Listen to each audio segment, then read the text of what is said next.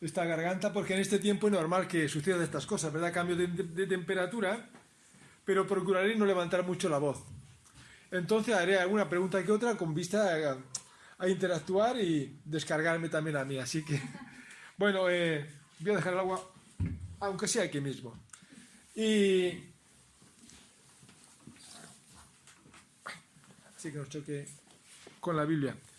Bueno, parece ser que era una invitación para la reflexión sobre el Evangelio, ¿verdad? Sobre las buenas noticias. Entonces, pues pensé, el Evangelio tiene una cosa buena y una cosa que no parece que sea tan buena, ¿verdad? ¿Conocéis las dos facetas o no? Todo es bueno, yo creo. Todo es bueno. Hay una cosa que no nos gusta. Sí. ¿El qué? ¿Lo que dice la Biblia? Lo dice la Biblia. Bueno, lo bueno es el ofrecimiento del perdón, de la vida eterna, el ofrecimiento de pasar toda una eternidad gloriosa con el Señor, es maravilloso, ser perdonados, aceptados, pero hay una cosa que no nos gusta y es la realidad de que el Evangelio denuncia nuestro pecado, nos hace ver lo que somos. Esto no nos gusta, pero es la realidad. Entonces, pensando en esto, estaba considerando en la carta de Pablo a los Romanos, donde vamos a considerar todos en esta mañana. Es un evangelio no light, sino un poquito, no técnico tampoco, pero sí metido un poco en lo que es la enseñanza, ¿vale? Entonces haría una pregunta que otra, así, facilita, ¿verdad? Para que no nos metamos en un compromiso y decir, bueno, ¿y si no sé contestarla? Tranquilo. Lo miraremos en la palabra del Señor. Vamos a Romanos capítulo 1. Y para no hablar yo mucho, voy a invitar que alguien lea Romanos, el primer capítulo del 1, del capítulo 1, versículo 18 hasta el 25, perdón. Venga. Alguien que tenga una buena voz, quiera ponerse de pie, leer claramente Romanos capítulo 1, versículo 18 al 25. La leo. Muy bien.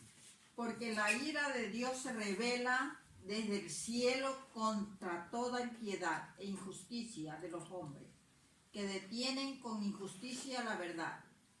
Porque lo que Dios se conoce le es manifiesto, pues Dios se lo manifestó, porque las cosas invisibles de Él, su eterno poder y deidad, se hacen claramente visibles desde la creación del mundo, siendo entendidas por medio de las cosas hechas, de modo que no tienen excusa. Pues, habiendo conocido a Dios, no le glorificaron como a Dios, ni le dieron gracias, sino que se envanecieron en sus razonamientos, y su necio corazón fue entenebrecido. Profesando ser sabios, se hicieron necios, y cambiaron la gloria de Dios incorruptible en semejanza de imagen de hombre corruptible, de aves, de cuadrúpedos y de reptiles.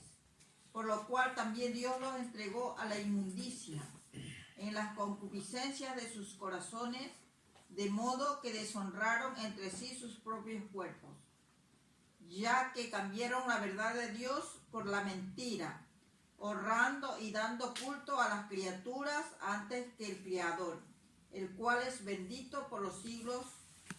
Amén. Gracias. Como veis, tiene aquí un contenido muy, muy importante que nos invita al estudio, a la meditación, a la consideración, pero voy a hacerlo tipo sermón y que sea un poco pues accesible. Con todo y con eso, pues haré una pregunta que otra para meternos en el texto un poquito así de manera práctica. Esta carta, el libro de Romanos, para mí es una exposición de teología donde se expresa mucho lo que es la palabra justo o justificación, ¿vale? El contenido teológico de este libro trata muy bien la justicia de Dios y también el carácter pecaminoso del ser humano. De ahí esta profundidad donde aquí el apóstol Pablo escribe esta carta. Es ni más ni menos algo maravilloso esta carta. como también es un tratado de eclesiología, de iglesia, la carta 1 Corintios especialmente, 1 y 2 de Corintios. Y esto nos hace enriquecernos, hacernos cercanos, porque estas cartas que son tan profundas responden a inquietudes personales que tenemos las personas. Y tiene un valor muy importante. De hecho, esta carta para Lutero fue descubrir la realidad de que la salvación no era por un ejercicio continuado de hacer buenas obras o de pagar indulgencia, etcétera, sino que era la justificación basada en la persona de Jesús. El justo por la fe vivirá, que era el contenido del sentir de lo que es el Antiguo Testamento. Porque vemos que el Antiguo Testamento expresa la impotencia del ser humano de poder alcanzar la gracia del Señor o la aprobación de Dios en base a nuestros esfuerzos. Lo que hace la ley es invitarnos a ver que somos impotentes para cumplir la ley. Y de ahí que la ley se convierte en el ayo, el pedagogo que nos lleva a Cristo. Y Él sí cumple la ley. Y por medio de Cristo es cuando somos declarados justos, ¿no? Por lo tanto, este es un contenido que nos hace ver, por un lado, la justicia de Dios, pero dentro de ese contenido de justicia de Dios afecta a lo que es la injusticia del ser humano. De ahí el contenido, cuando hablando aquí Pablo está diciendo que no hay justo ni aun uno, por cuanto todos hemos pecado, todos estamos echados fuera de la gloria del Señor. Y esta es nuestra realidad. Nos guste o no nos guste. Es más, Dios nos va a pedir permiso para lo que nos tenga que decir. La Biblia, nos guste o no nos guste, es inspirada por Dios. Pero lo bueno es que denuncia nuestro pecado, pero ante esa denuncia es para ver que hay una respuesta maravillosa de parte del Señor para nosotros, para aquí y ahora y para la eternidad. Por eso nos podemos alegrar de que el mensaje del Evangelio nos haga ver nuestra realidad, de que somos pecadores.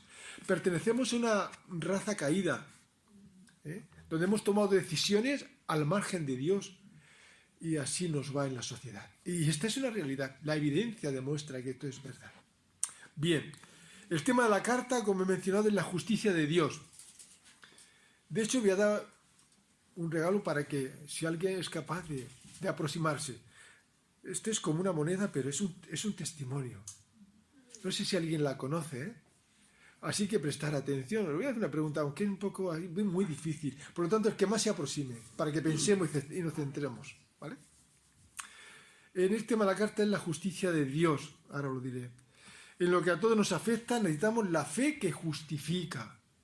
La fe objetiva en la persona de Jesús que nos justifica, que nos declara justos por la obra perfecta de Cristo y por y para nosotros.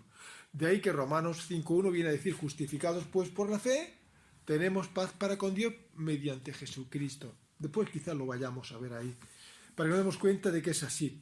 También hay otra parte de esta carta que dentro de la justificación entra la obra del Espíritu Santo. Capítulo 8 de Romanos nos habla de la regeneración, y también el capítulo 12, donde están los deberes cristianos, donde se nos invita a que presentemos nuestros cuerpos en sacrificio vivo, santo y agradable a Dios, que es nuestro culto racional. ¿Qué dice esto? Pues habla del poder del Espíritu Santo que transforma nuestras vidas. La carta a los romanos, después de esta mañana espero que digáis, voy a ir a casa y voy a empezar a estudiar más la carta a los romanos. A ver si es verdad. Si es así, algún día pues me lo decís. Oye, pues José, pues es verdad, eso que fue importante. Bueno, como me mencionado la palabra justo, justificados, en esta carta la palabra justo, justos, justicia, justificación o justificar. En esta carta, ¿cuántas veces se menciona esa palabra? En sus variaciones. Justo, justificar, justificados. Os pillo a todo en blanco, ¿a que sí? Si alguien me lo hubiera dicho a mí hace 4 o 5 días, diría, pues no sé, a lo mejor pues 20 veces, o yo que sé, hubiera dicho un número así. Pero ¿cuántas veces penséis que esta palabra está en Romanos? Es muy interesante porque habla de la centralidad del mensaje. ¿Alguien dice un número? 25. Ahí, 25. 28. 20. El que más se aproxime, vamos, 40. Parece como si esto fuera una subasta. ¿Quién da más?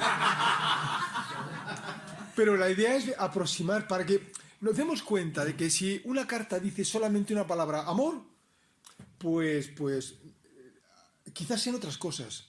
Pero cuando se detalla la palabra amor 100.000 veces, es algo tan evidente que tenemos que fijarnos. Entonces aquí la palabra justificar, justo, y justificado, etcétera, es muy significativo. 40 ha dicho este joven. Vamos ya, este joven. 40. ¿Es mucho o poco? ¿Alguien más puede pensar en un número? ¿Perdón? ¿Quién? 53. Tú has dicho 53. Ya que hemos dicho por decir, pues vamos a decir 53. Has dicho 53. Venga, uno más y a quien lo haya aproximado se lo regalo. Es como una moneda para un testimonio. ¿Dónde pasará la eternidad? Pone aquí. Y luego San Juan 3:16 atrás. Cuando la vi, es muy bonita. 33. 33. ¿Cuál es tu nombre? Que no me acuerdo. Aaron. Ah, mío. No, la chica. Laura. Laura. Tú has dicho 53. ¿Se ha pasado mucho? Sí. No, estás activo. Está el tico. Pues, más aún, 61. Pero ella es la que más se ha aproximado. Tienes que venir a cogerlo. Si quieres que te lo dé. Laura. Espero que te sea de bendición. A lo mejor la tenía señor preparada para ti, no lo sé.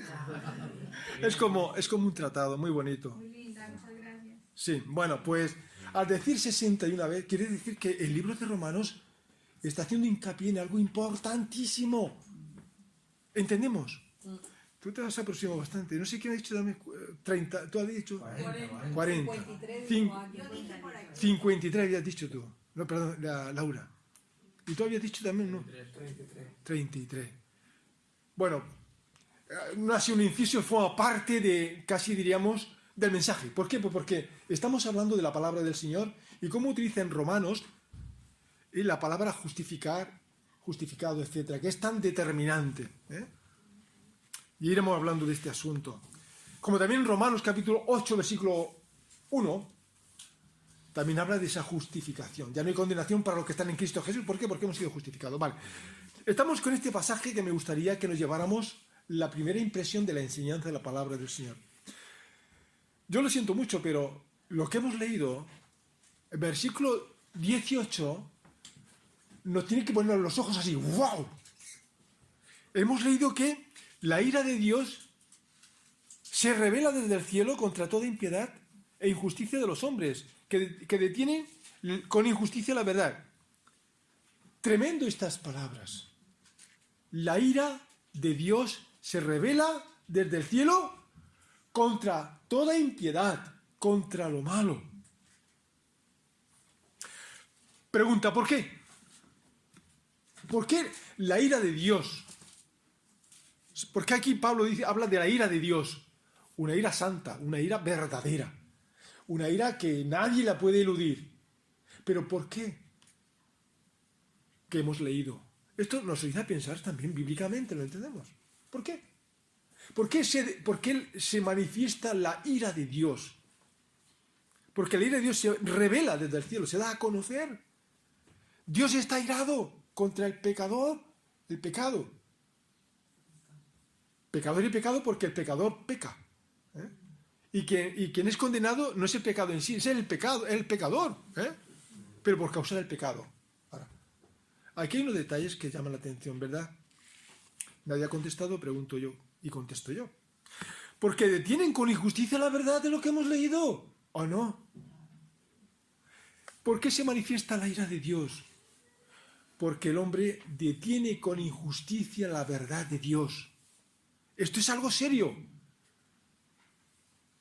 La ira de Dios se revela desde el cielo contra toda impiedad e injusticia de los hombres. ¿Por qué? Porque detienen con injusticia la verdad de Dios. Esto nos tiene que hacer pensar. Y este mundo, obviamente, más. Existe una acción de rechazo voluntario contra Dios en la sociedad y a lo largo de toda la historia. ¿Por qué? Porque Dios es santo, porque es puro, es perfecto, en justicia, en verdad. Y eso choca contra el carácter del ser humano. Juan el apóstol viene a decir que el hombre pecador no quiere venir a la luz para que sus pecados no sean manifiestos, porque hay un choque, una diferencia entre el carácter santo de Dios y el nuestro, que somos pecadores, que nos hace pensar lo malo y actuamos de una forma egoísta, y de ahí se derivan muchas formas de ser del ser humano por causa del pecado. Entonces hay una gran diferencia. Hay una acción de rechazo. El hombre no quiere oír estas cosas. Si el Evangelio solo fuera una obra social sin más, qué buena cosa parece ser. Pero es que la obra social o las buenas obras vienen de haber tenido un encuentro con el Señor y haber confesado nuestro pecado. Porque el pecado es lo que nos divide a los hombres de Dios, por el carácter santo de Dios. Y con esto no se puede jugar. Y es una realidad.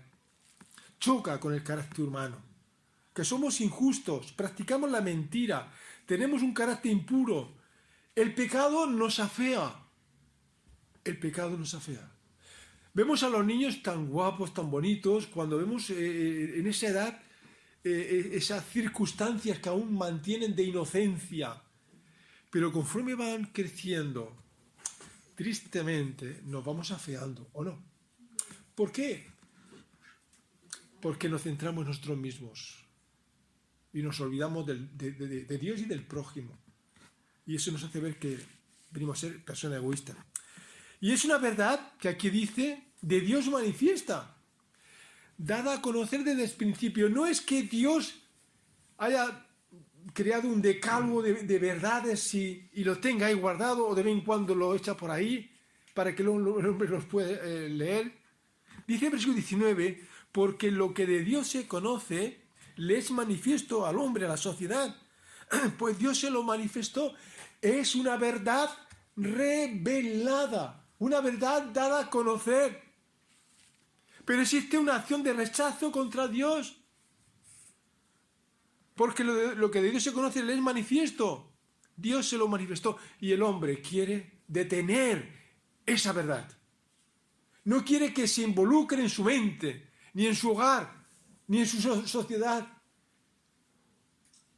Quiere estar limitada y cuanto más lejos mejor. Hoy día, pues todo lo que sea cristiano se va persiguiendo, ¿o no? Y cada vez más, hasta que aparezca el anticristo, que le dé la vuelta a las cosas, que vendrá como una oveja, perdón, como un vestido de oveja, pero por dentro será un lobo rapaz, dispuesto a matar y destruir.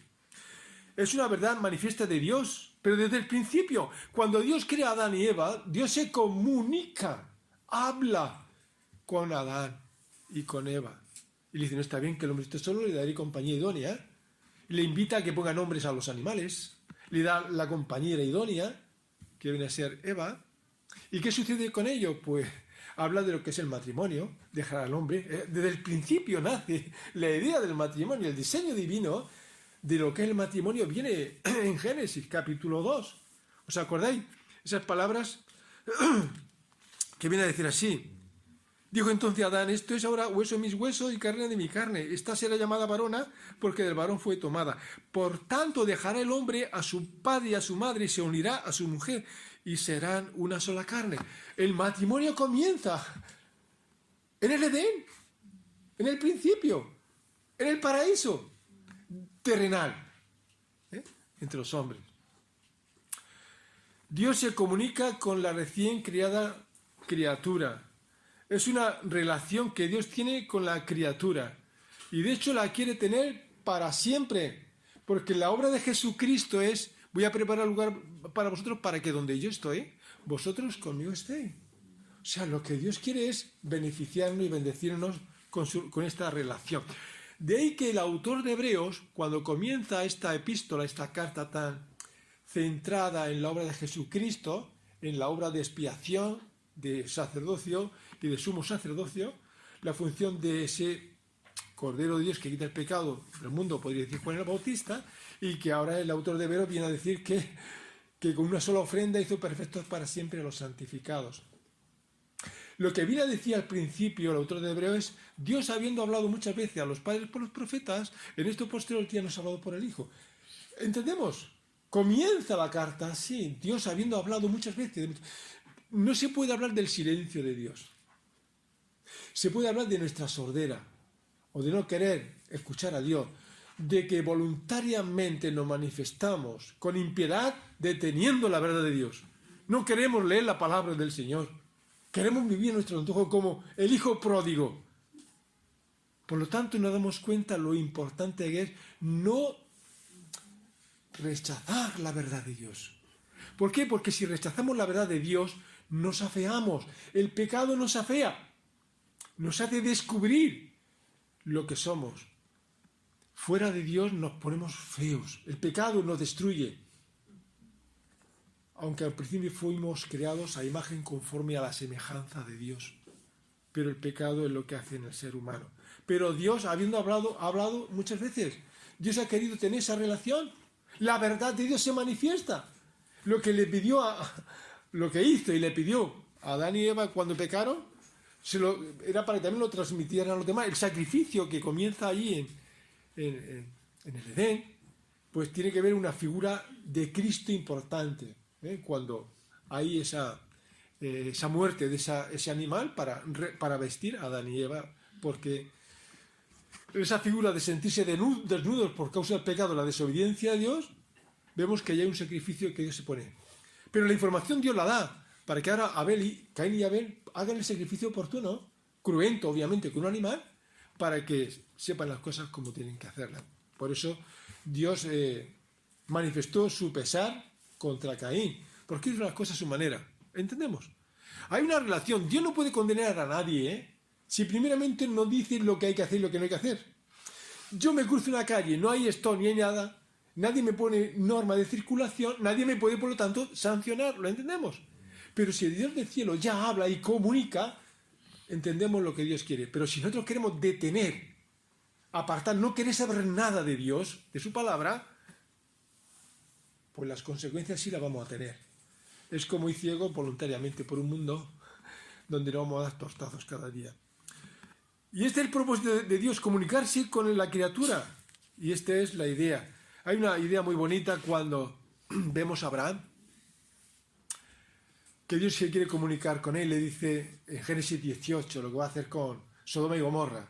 Y le dice, voy a encubrir yo, no voy a decirle, no me voy a comunicar con Abraham acerca de lo que voy a hacer.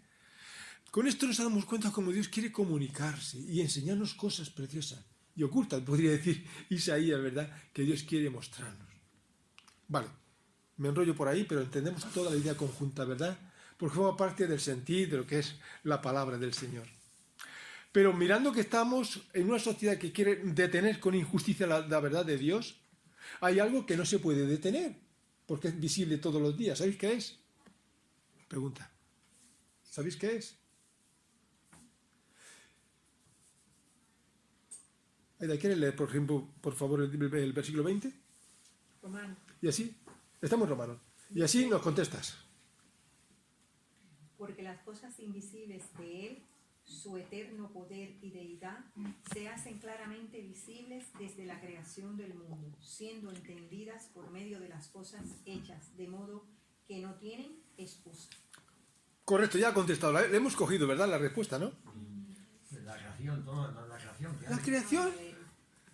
Porque la creación no es invisible, ¿verdad?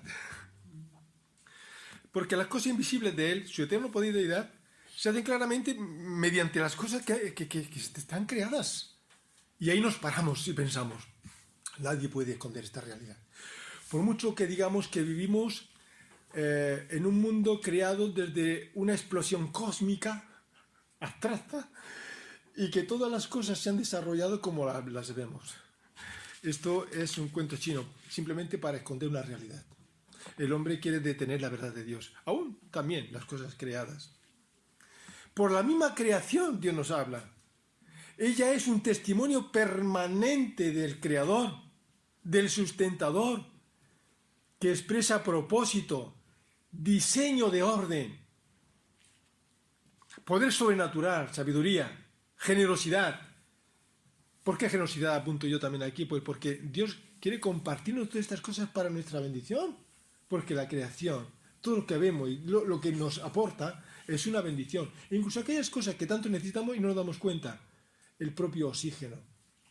Pero aquí podemos pararnos un poquitillo, ya que esto el Señor lo comparte con la criatura, que somos nosotros, y que nos hace ver de que el hombre no se puede excusar. Se puede decir que no hay excusa, ¿verdad? Entonces tenemos un testimonio permanente, lo que se llama teología natural, que es la creación. Y aquí nos paramos, un segundo. ¿Por qué? Porque cuando vamos a Hebreos, esa cita que hemos mencionado antes, a continuación está hablando sobre la persona de Jesús, y fijaos qué palabra se utiliza aquí.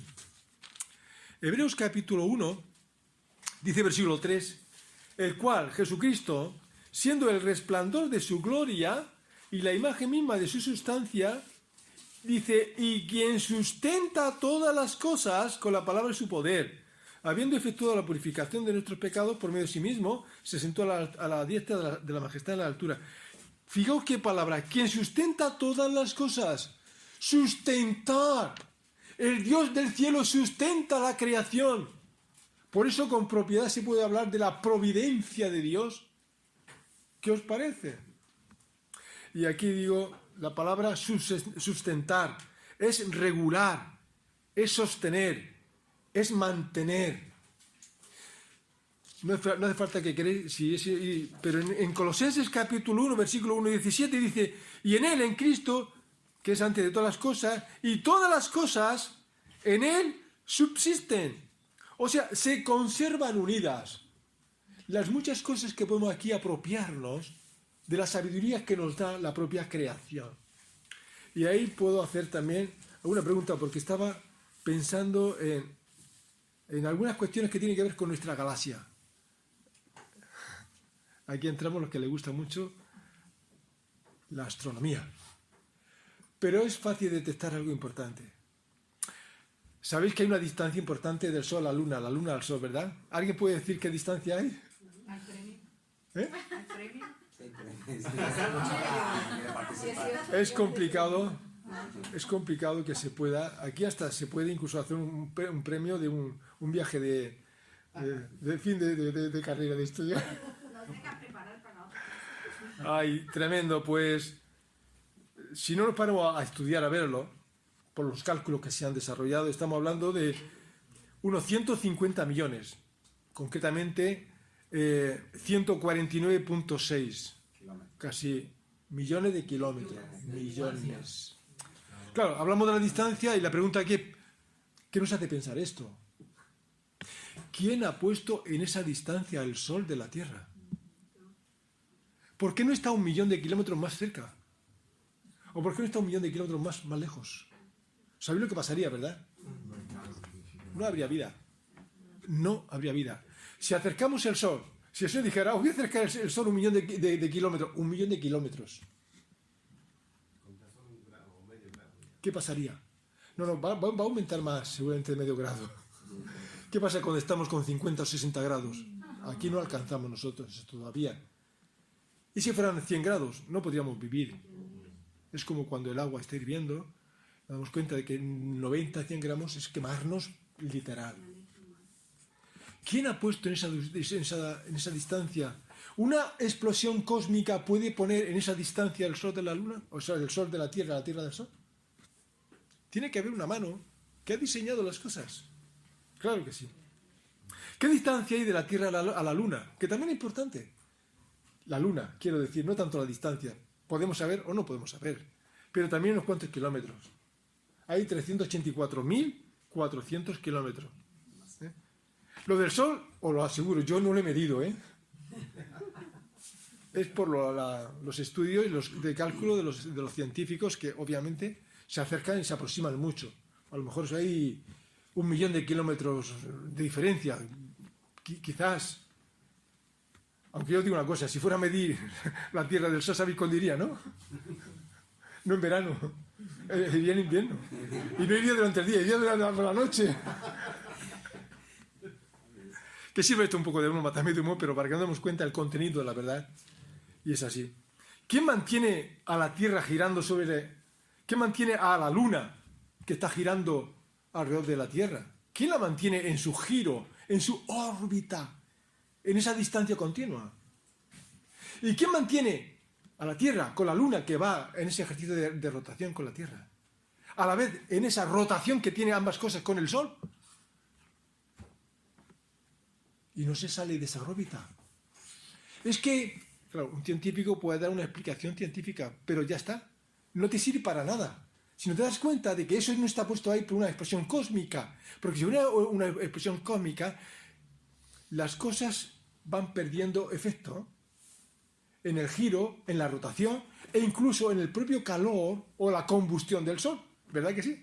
1 millón. Nosotros compramos una botella de gas, de butano, y nos dura X tiempo por el uso, ¿verdad? Se va quemando el gas. Pero ¿qué pasa con el Sol? Que parece que no se acaba el Sol. El calor, la combustión. Parece que... Porque hay alguien que la mantiene, la sustenta, como hemos leído. Y esto nos hace ver que hay un Dios cercano que ha diseñado este mundo. Y esto es así. La Tierra también orbita alrededor del Sol en 24 horas. Más exactamente 23 horas, 56 minutos y 4 segundos. Esa me la sabía, ¿eh? ¿Esa te la sabías? ¿Cuántas horas eran? ¿De cuándo? ¿El del día? ¿Del día? Bueno, yo siempre estoy en la luna. Ah, bueno. Pero ¿sabéis que hay también, si esos son los días de 24 horas, redondeando todo, sabéis que hay en la parte de la Tierra 2 días solamente, ¿verdad? Al año, de sol y de luz, ¿verdad? O sea, de sol, luz y de noche.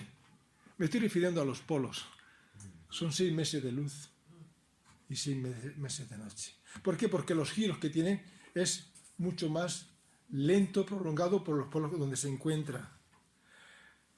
La Tierra gira de oeste a este, dicen los científicos, al igual que el resto de los planetas del sistema solar, con la excepción de Venus y Urano.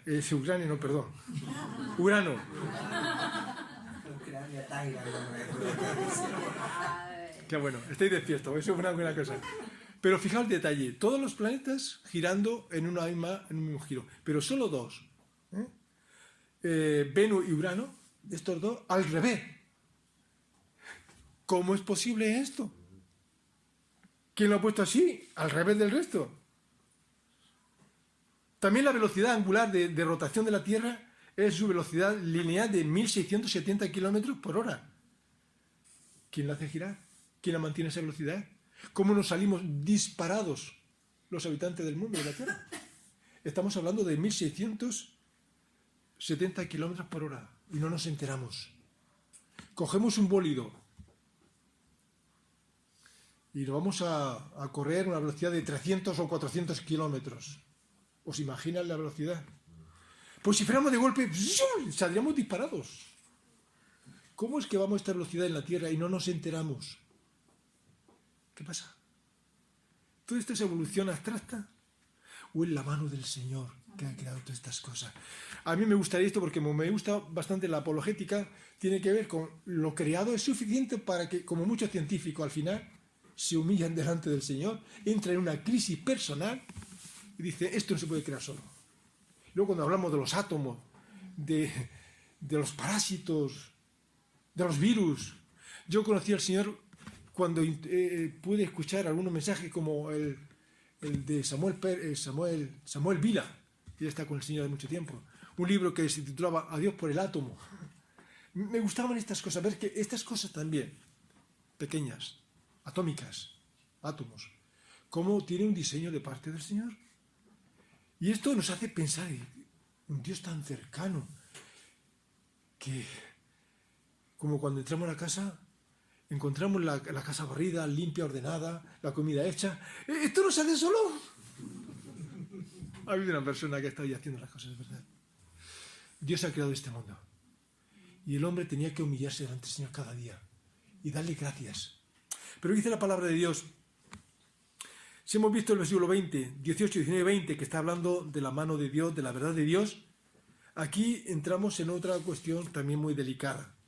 Aunque antes de pasar al segundo punto, que tiene que ver con la degeneración humana progresiva, esto nos lleva a la conclusión de que no hay excusa para el ser humano que quiere vivir como vive, alejado de Dios, Pero no solamente esto nos habla de su condición aquí y ahora, sino también nos hace ver que en esta condición les lleva a una eternidad sin Dios. O sea, que no es un juego. Si todo se acabara aquí, podríamos decir, la iglesia evangélica muy bonita, la iglesia de Sion muy bonita, muy bien, convivencia, cercanía y demás cosas. Y entre ellos, hasta celebramos los cumpleaños en la iglesia. Pero es que hay una eternidad. Y dice la palabra de Dios que Dios no puede ser burlado. Lo que el hombre siembra, eso segará para siempre. Es algo tan serio el Evangelio, que nos jugamos el destino eterno. ¿Lo entendemos? Dios no puede ser burlado. El Evangelio no es hacer proselitismo, es despertar a las personas de su pecado a la luz del Evangelio, a la luz maravillosa de la persona de Jesús. Pero ¿qué dice el versículo 21? Segundo punto, que tiene que ver con una escalada donde encontramos la verdad de Dios, la revelación de Dios, pero por otro lado vemos la condición del ser humano. Dice el versículo 21 que habiendo conocido a Dios, no le glorificaron como a Dios, ni le dieron gracias, sino que se envanecieron en sus razonamientos y su necio corazón fue entenebrecido. Consecuencias de... Pero llama la atención aquí el punto primero, es que conocieron a Dios, tenían relación con Dios, con ese Dios que se ha dado a conocer, y no le glorificaron, ni le elevaron acciones de gracias. Fueron ingratos. La ingratitud nos lleva a eso. Y aquí dice la palabra de Dios que habiendo conocido a Dios, no le glorificaron como a Dios. Cuando se conoce a Dios hay que darle gloria al Señor. Hay que andar en la luz. Hay que ser agradecidos. Y vemos que la consecuencia es maravillosa. Pero cuando uno se aleja de Dios, lo que consigue es tener una mente entenebrecida, le lleva a la ingratitud, le lleva al egoísmo. Conocieron a Dios y no le glorificaron. Glorificar a Dios es resaltar la realidad de Dios y mi realidad. El Dios es insondable, es omnipresente, pero yo soy una simple criatura, además afectado por el pecado. Entonces me interesa glorificar al Señor, poner las cosas en su punto, en su lugar. La oración, ¿qué es? La alabanza, ¿qué es?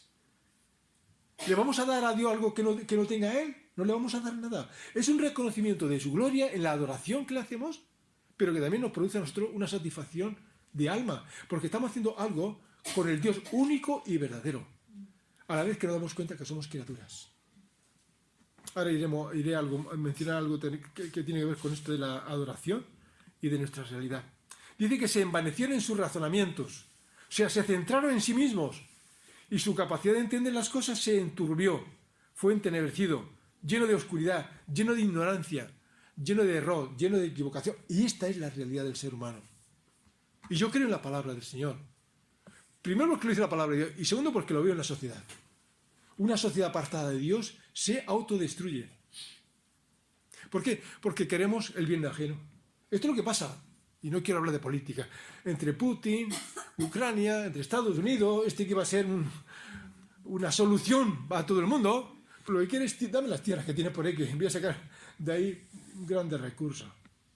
El Salvador solamente hay uno, es Jesucristo. Es el único Mesías, el único enviado por Dios. Además, hombres, que a veces podemos venir con buenas cosas, pero al final se manifiesta lo que somos.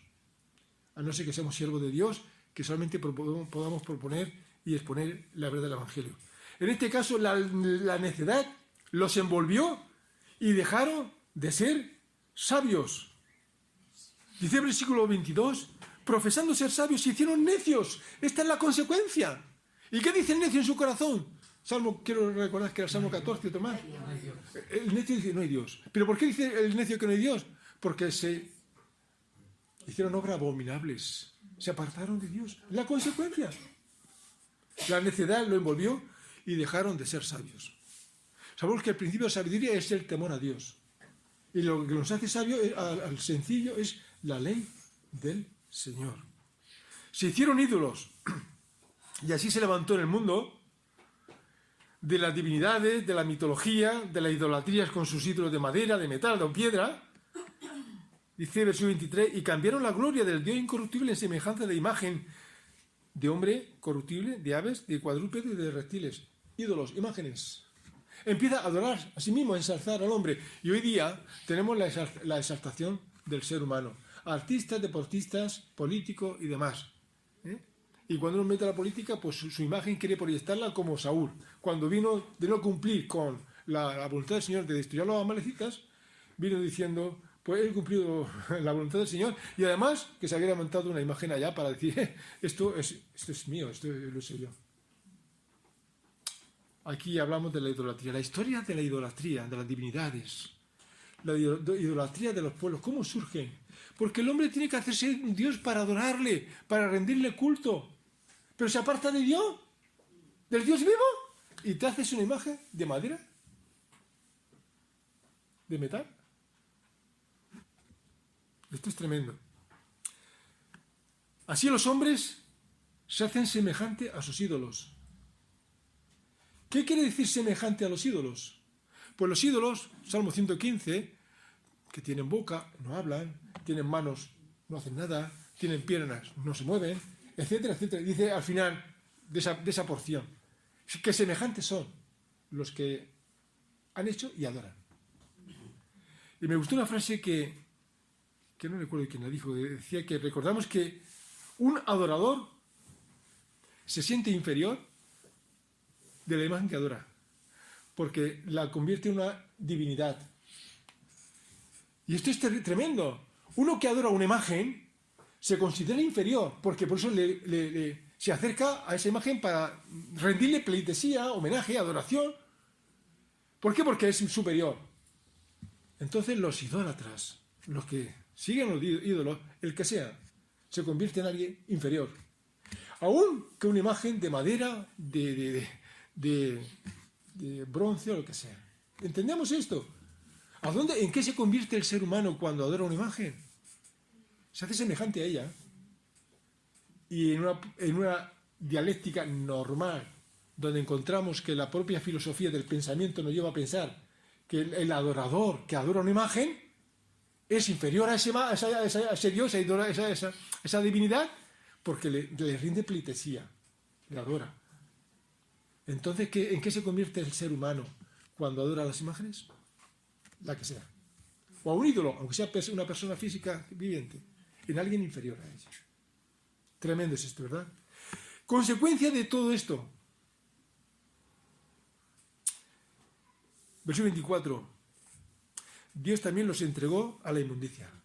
Es como queriendo decir, ¿es esto lo que queréis? O dijo, en las lecciones que estamos en la escuela bíblica que levantamos en Molina, pues cuando tocó también el ejemplo de Faraón, la pregunta era, ¿por qué Dios endureció el corazón de Faraón?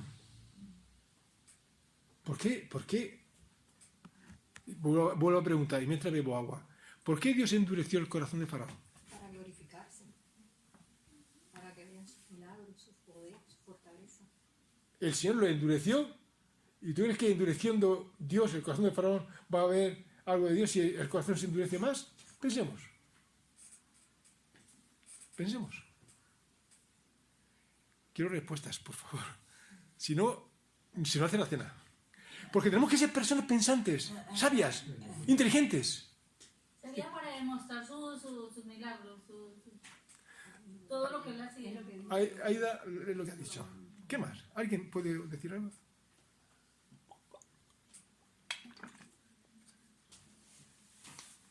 Muy sencillo. Porque Faraón detenía la verdad de Dios y lo dejó él. Ahí está, porque Faraón detenía la verdad de Dios, la exigencia que vino por medio de Aarón y Moisés. Dice la palabra de Dios que ante estas circunstancias Faraón se endurecía su corazón voluntariamente, rechazaba.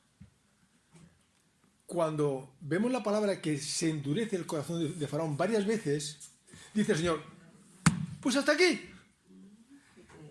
Ay, ¿eso es lo que quieres? Pues toma. ¿Entendemos? Y esta es una triste realidad, que se manifiesta porque el hombre se endurece. Por lo cual también Dios los entregó, los dejó ir. Les quitó el freno. ¿Esto es lo que queréis? Os quito el freno, que no lo estáis ni siquiera utilizando. ¿Os dais cuenta? Esto es muy grave. Y lo más grave de todo es que solamente tenemos una oportunidad de vivir esta vida. No podemos jugar a las aventuras ni flirtear entre la iglesia y el mundo. Porque al final las consecuencias son tristes, desastrosas. No se puede flirtear con el Evangelio. O somos o no somos, porque el que tiene a Cristo tiene la vida. Y el que no tiene a Cristo no tiene la vida. El Evangelio no es creer en el Señor Jesucristo y sea salvo y ya está. ¿Es el mensaje? Claro que sí. Pero ¿por qué tengo que creer en el Señor Jesucristo como mi Salvador? Pues porque estoy perdido. Porque el pecado me envuelve. Porque necesito a Cristo para la salvación, para la vida eterna, para ser un hombre y una persona, hombre o mujer, auténticos. ¿Lo entendemos? Esto es el Evangelio. El Evangelio trae vida. No es una confesión para pertenecer a un grupo determinado. Dios lo dejó ir, los entregó a la inmundicia y a la perversión sexual. Versículo 24, de ahí en adelante. El ser humano inocente, sabio, con buena conciencia, se echó a perder. Por eso necesita a Cristo. No hay otra cosa. Estamos en la sala de espera para que el médico nos trate. Y cuando estamos tratando con el Señor, ya nos damos cuenta de que vamos siendo transformados, que se ha efectuado algo que se llama la justificación. Hoy vemos las guerras, las violencias, las injusticias sociales y lo peor, el hombre no tiene solución por sí mismo. Tercer punto, pero rápidamente, porque veo que el tiempo se va. No sé por qué, pero... Es que no me quiero ir a dar un mensaje y ya está, sino que nos haga pensar. ¿Por qué somos lo que somos? Esa es la idea. ¿O por qué tomamos las decisiones que tomamos? Esa es la idea. Porque hay un argumento de peso. Porque me siento beneficiado con el Señor Jesucristo. Me siento beneficiado con la palabra de Dios. Quiero ir a la iglesia para aprender. Hablamos de crecer, aunque quizás no sea el momento, quizás porque ahí tenemos que ver a Cristo, adorarle y estas cosas. Pero sí hay una necesidad de crecer, claro que sí. Pero ¿cómo se crece? Caminando con el Señor. Punto. Valorando la realidad de que hay una bendición grande con el Señor. Porque fuera de Él, como Él dice, separado de mí nada podía hacer. Por lo tanto, esto nos lleva a algo importante. El tercer punto es la justicia de Dios por medio de Jesucristo. Claro, habiendo la teología compartido, sacar lo que es la justicia de Dios aquí puede costar un poquito, pero la idea es que solo por medio de Jesucristo, por medio de Él, hay remedio, solución a nuestro gran dilema que tenemos con el pecado y nuestras acciones injustas. La ley mosaica nos muestra que somos pecadores, incapaces de cumplir la demanda de Dios. Romanos 3, 19 y 20 dice que la paga del pecado es muerte. Sí, 3, 19 y 20, vamos a leerlo concretamente. Dice, pero sabemos que todo lo que la ley lo dice a los que están bajo la ley, para que toda la boca se cierre y todo el mundo quede bajo el juicio de Dios, ya que por las obras de la ley ningún ser humano será justificado delante de Él, porque por medio de la ley es el conocimiento del pecado. Solamente podemos ser justificados por medio de Él cuando reconocemos nuestro pecado y que no podemos cumplir la ley. La justicia que es de fe y por medio de Jesucristo. Y Pablo les pone así. Hemos leído Romanos 3, 19 y 20. Dice el 21 a continuación. Pero ahora, aparte de la ley, se ha manifestado la justicia que es de Dios. ¿Qué es la justicia de Dios? ¿La ley mosaica? No. Eso es la exigencia de la ley de Dios que nos hace ver que no podemos cumplir la ley. Pero hay una justicia de Dios que es por la fe. Esa depende del Señor. La ley depende de nosotros. ¿Lo entendemos? La ley depende de nosotros. Haz esto y vivirá. Pero la ley de la justicia de Dios es lo que Dios nos ofrece a través de Jesucristo. 3:21 dice así. Pero ahora, aparte de la ley, se ha manifestado la justicia de Dios, testificada por la ley y por los profetas. La justicia de Dios por medio de la fe en Jesucristo, para todos los que creen en Él, porque no hay diferencia, por cuanto todos pecaron y están destituidos de la gloria de Dios. Versículo 24, siendo justificados gratuitamente por su gracia mediante la redención que es en Cristo Jesús. La justificación es declararnos justos, porque descansa la justicia en la persona de Jesús, no en la nuestra, ¿lo entendemos? Y cuando se lo declara justos, Pablo viene a continuación a cargar todo lo que implica la justificación por la fe. Romanos 5:1, lo hemos mencionado, lo vuelvo a leer, dice, justificados pues por la fe, tenemos paz para con Dios por medio de nuestro Señor Jesucristo. Justificados. ¿Qué nos viene a decir? Romanos capítulo 8. Es una carta llena de lo que es la justificación por la fe, pero fijaos, Romanos 8:32 dice, el que no escatimó ni a su propio Hijo, sino que lo entregó por todos nosotros, ¿cómo no nos dará también con Él todas las cosas? ¿Quién acusará a los escogidos de Dios? Dios es el que justifica. ¿Quién es el que me va a condenar? ¿Quién es el que condenará?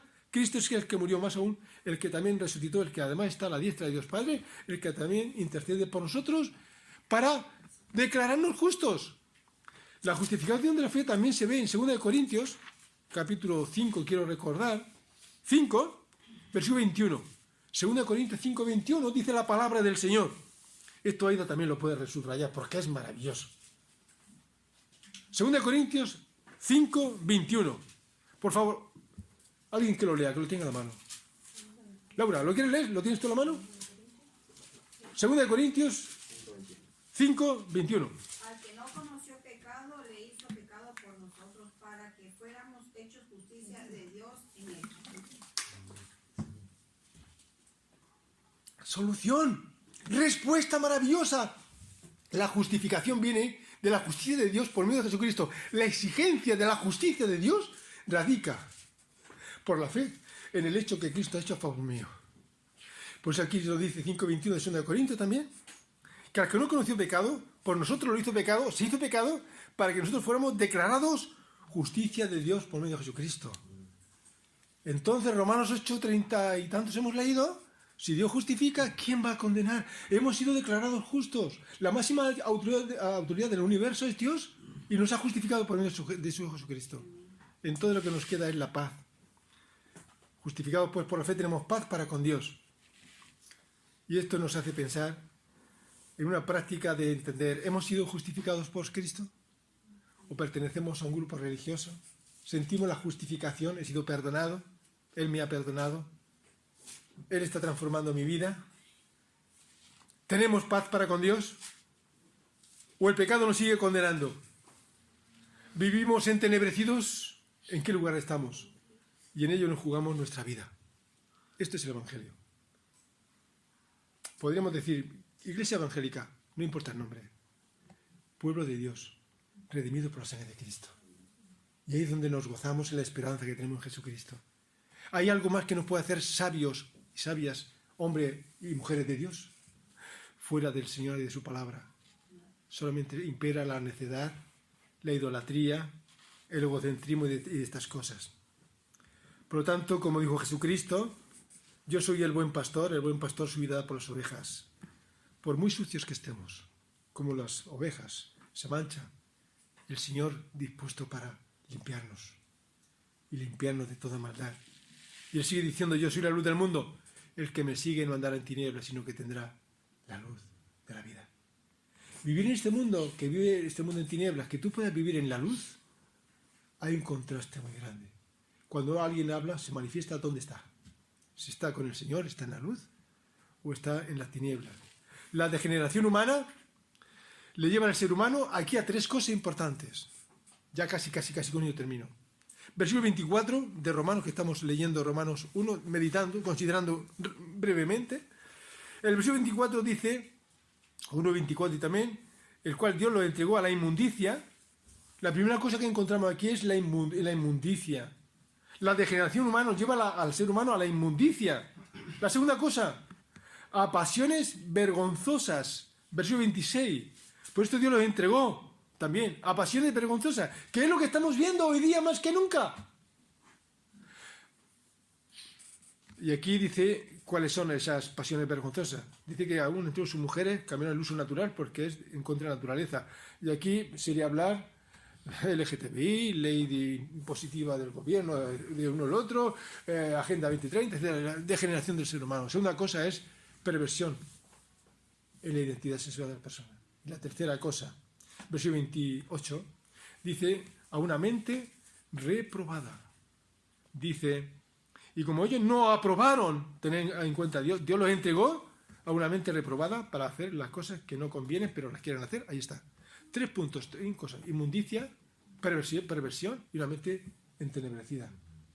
Esto no es un juego, es la realidad de las personas que no quieren saber nada con el Señor.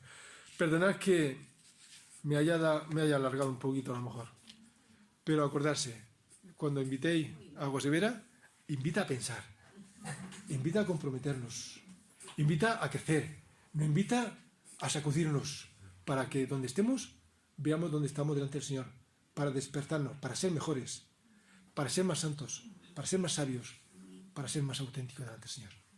La conclusión a estas palabras sería las palabras que anteriormente dijera el apóstol Pablo. capítulo 1, versículos 16 y 18. Porque no me avergüenzo del Evangelio, porque es poder de Dios para salvación a todo aquel que crea, judío primeramente y también al griego. Porque porque en el Evangelio la justicia de Dios se revela, se da a conocer por fe y para fe. Como está escrito, mas el justo por la fe vivirá. Que Dios nos bendiga. Y que este sea un tiempo, perdonad que haya tenido demasiado despierto para haceros pensar, pero que el mensaje del Evangelio, el mensaje del sermón del domingo, nos tiene que hacer pensar. Que Dios nos bendiga y que nos sintamos justificados disfrutando de la paz del Señor. Amén.